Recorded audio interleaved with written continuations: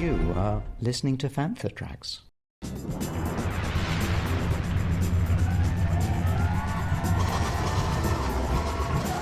It's time to head south with the Fantha From Down Under. Here's your host, Adam O'Brien. G'day there, how you going? This is the Fantha From Down Under, coming to you live from Quinlan's Canteen in the Gold Coast of Australia. Here for episode number 62, Stream Wars. So, on tonight's show, we're going to be chatting about a little bit of the great stuff that we're seeing on streaming, and going to talk about the brand new trailer for Andor. A bit of a live look at what I think of the trailer, what about the series, and of course Saw Gerrera coming back, and how good the damn thing looks.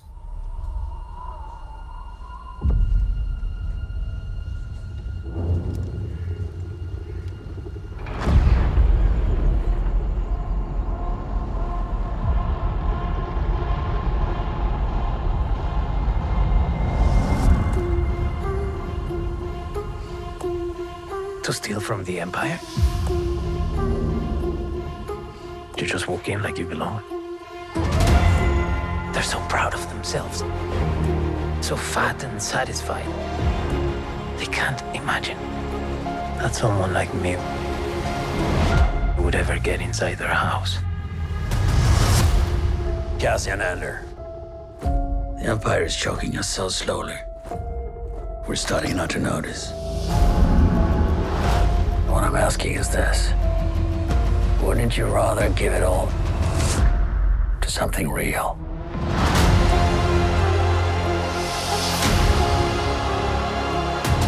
I need all the heroes I can get. For the greater good. Call it what you will. Let's call it war. There's fermenting out there, son. Pockets of fermenting. You're in my net. Are you a fish? Or are you a thief? You're slipping. I'm not slipping. I've just been hiding for too long.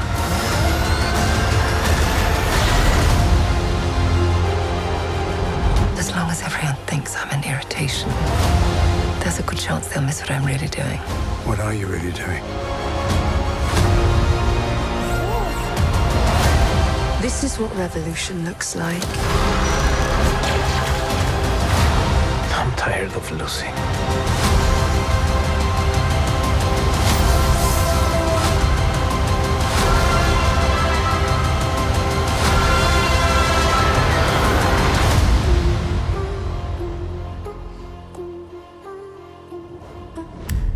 Over here, of course, we do it with a bit of an edge of Australianism. Of course, an Australian Star Wars fan, so we always try and give you a bit of a Star Wars from an Australian angle down here.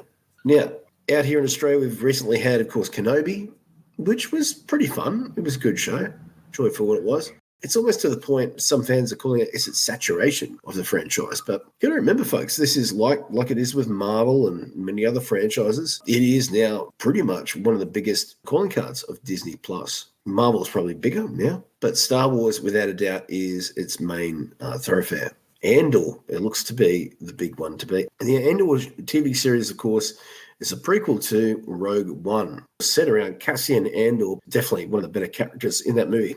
The great thing I love about Rogue One is that we didn't know too much about it at the time when it came out. It was about a rebel spy who's basically both a thief, spy, and assassin as well. It was basically like a 007, played by Diego Luna, who's a fantastic actor. We got Genevieve O'Reilly, Stellan Skarsgård, Adria Arjona, Dennis Goff, Kyle Soler, and Fiona Shaw as well. The film series, which is announced as far back as 2018, and Luna's been attached with Stephen Schiff as the main showrunner. He was then replaced by Tony Gilroy. Now, without Tony Gilroy here, you don't really have that Rogue One feel. Gilroy's always been somebody that's been able to put all this together. The filming took place at Pinewood Studios in London and on various locations around the UK. And as fellow Fantha tracker, Darth Elvis has said, in Scotland, that's right.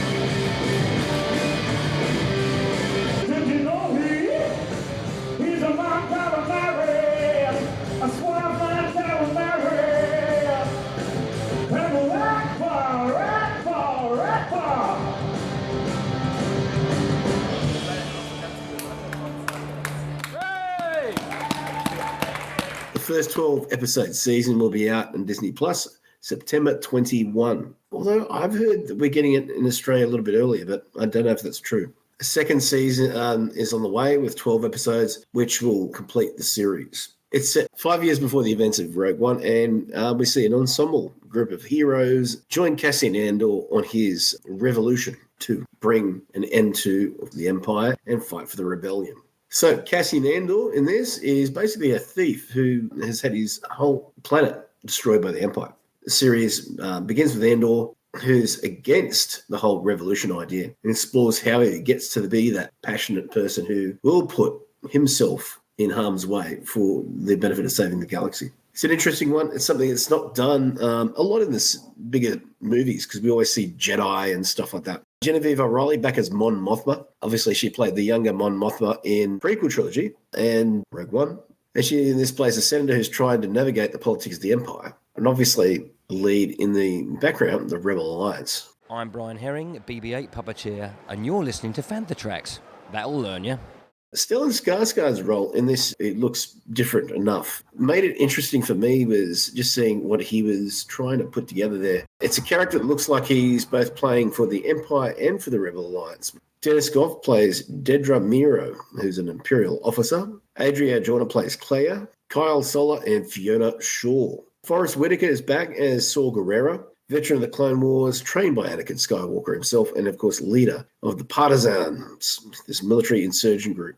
Tougher and harder than the Rebel Alliance. Anton Lesser plays an Imperial officer. Robert Ems, David Heyman, Alex Ferns, and Clement Schick all have supporting roles. The majority of the episodes were directed by Toby Haynes, Susanna White, Benjamin Caron, with most episodes written by Tony and Dan Gilroy, Bo Willman, and Stephen Schiff. For the most part, this is going to be running from September through to the end of November. What is the most interesting thing about this series? Looking back on what made that movie so good was just how it delved into the Star Wars universe. We're telling it from the grunt side of things, a soldier story, or even a Dirty Dozen, if you like. A bit of a Delta Force story about soldiers going on a hard mission, don't have Jedi powers, don't have all that extra stuff that obviously those others do, which makes it interesting and makes it something that will bring more heroes about by seeing these heroic acts. That's what I think I love the most about this one in particular. And Rogue One had that in spades. So this is announced as far back as November 2017 by Bob Iger, the former CEO of Disney. Basically Star Wars live action coming through to streaming service. And Diego Luna's character, which everyone loved. And Luna had been involved at that stage of the second season of Narcos, Mexico. And from here, Jared Bush originally developed the idea of the series and actually had a series Bible put together too. Getting into 2018, after Schiff was changed from being the producer, Tony Gilroy was then credited as co-writer on Rogue One, came in and started to work on the series. You could see that by Mandalorian's time, and since then we've obviously had the Book of Boba Fett and Obi-Wan Kenobi series. The filming was based in the UK. So to be based up there was, really a godsend because, a lot of the Star Wars films have been based up there when it comes to filming, apart from the two prequels that George Lucas did down here in Australia. In Feb 22, Stellan Skarsgård indicated that they would be getting a second series. And the fact that he's getting a second season makes this going to be a much larger story. So they actually have a plan for 5 seasons, according to Gilroy. So that's the whole idea of it being 5 years before and how they get there. For everything in one location, daily news, reviews, interviews, podcasts, video, and social media feeds, bookmark FanthaTracks.com for Star Wars news 24/7, 365.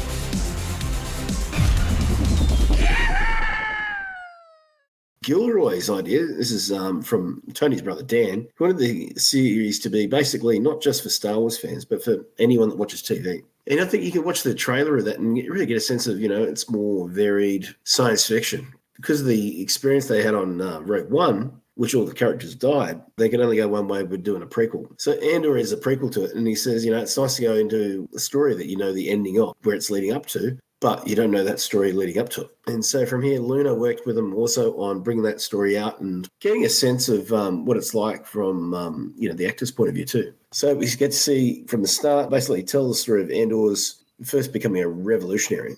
In the next 4 years will be covered by the second season, which will lead directly up to, of course, Rogue One. Basically, he says it's like approaching 2 seasons, 2 halves of a novel. So we get to see the opening and the closing. We see season 2 as well. The sacrifice is part of what it's all about. Star Wars has always been about sacrificing yourself for others, doing for others. And I think that's compassion in that is something that George Lucas always talked about. We're going to get to see the different stages of the Rebel Alliance in this too. So the production designer of the series was Luke Hull. He wanted this to look very cinematic. So the one thing that's not used in this is the volume, which is that digital set where they've got all the TVs in one massive room. That just didn't happen on this one. Neil Scanlon was the one that provided all the creature and droid effects, and he worked obviously on Rogue One as well. This is a harder edge than a lot of the other projects. Alan Tudyk was also announced that he'd be back as K2 soon because Cassian said he had to. But most likely will be the second season. Filming was in London, England, at the end of November 2020, obviously the height of COVID, based at Pinewood Studios. So you've got a really massive place to put all this out there too. And the code name is Pilgrim. This is the first live action that doesn't use the stagecraft, which does look good, folks. It does look good, but it doesn't make up for the amazing stuff we're seeing on screen here too. Toby Haynes directed the first 3 episodes with Ben Karen, and Susanna White also took out and blocked, of course, 3 episodes each. By January 21, there'd be a large village set up, Buckinghamshire, which is just around the corner from Pinewood Studios. This is the one that's probably leaked out to the media and was seen around the place. A little bit like they did with the Kenobi one too. There was a village that was made out too. And of course, they travelled to Oban, Scotland. Croycan Dam. It looks like too, the music sounds really good on the trailer too. Nicholas Patel composing for it. It was orchestral, and of course, giving that real Star Wars edge as well is always going to be there too. So they've obviously kicked into marketing mode right now, where we're seeing a lot of stuff about the series in and around, which is great. Great to see that we're seeing a little bit of that too. Hi, this is Dave Chapman, and you're listening to Fantha Tracks. Off to reviews now. I don't always talk about merch on this show, but going through a fair bit of my background in merch and stuff like that over the last couple of years. And one of the odd ones that I always thought, especially how it's come out in different scales, and the Transformers crossover. Transformers has done this with a number of lines, G.I. Joe being one, of course, because they're all owned by Hasbro. Star Wars being owned by Hasbro, of course, for Kenner. Back in about 2005, a wave of transforming Star Wars starfighters and stuff were brought out. The first wave, we had Darth Vader, the TIE Advance. And in that one, too, you got a little Darth Vader that fits into the ship as well. You also got General Grievous, Luke Skywalker, and Obi-Wan Kenobi in his Jedi Starfighter, the Eater 2.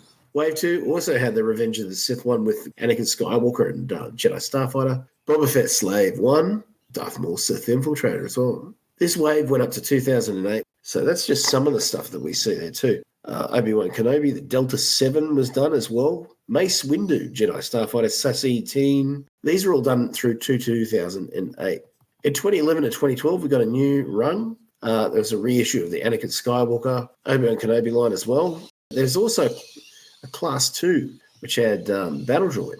And it also had Darth Maul Sith Infiltrator and, of course, Darth Vader the TIE Advanced.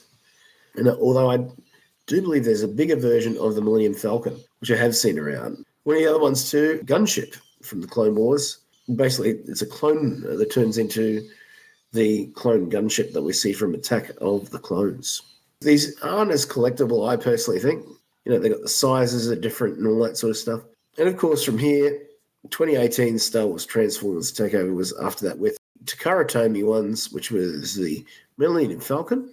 That's quite a big one too. The Falcon looks quite large for what it is too. With that, Hasbro's always had hands in different styles of toy. If you're enjoying that sort of stuff, then I got to tell you, folks, it's well worth checking out. It's well worth your time. Thanks for listening to the Fantha From Down Under. If you want to be a part of the action and stay updated on all the latest Star Wars news, visit fanthatracks.com or check out the free Fantha Tracks app through the App Store to follow us on your mobile device. You can reach out to us and send in your listeners' questions by emailing radio@fanthatracks.com. You can also find me over at Fandom Podcast Network, where I host The Lethal Mullet, Making Tracks with Mark Newbold, and Mullet and Kilt with Greg Robertson. That's right, Darth Elvis. And you can find me on Twitter at The Lethal Mullet. You can comment, like, share any of our social media feeds at Fantha Tracks. Be sure to subscribe, leave a review. preferably a 5-star one on Amazon Music, Audible, Apple Podcasts, Google Podcasts, Spotify, or your podcatcher of choice. And as always, thanks to James Semple for composing the Fantha Tracks intro, and Mark Daniel and of course Vanessa Marshall for our voiceovers. Remember to tune in to our Fantha Tracks news show, Good Morning Tatooine, live Sunday evenings at 9 p.m. UK, 4 p.m. Eastern and 1 p.m. Pacific on Facebook and YouTube. May the Force be with you. Coming up next on Fantha Tracks Radio, it's Making Tracks.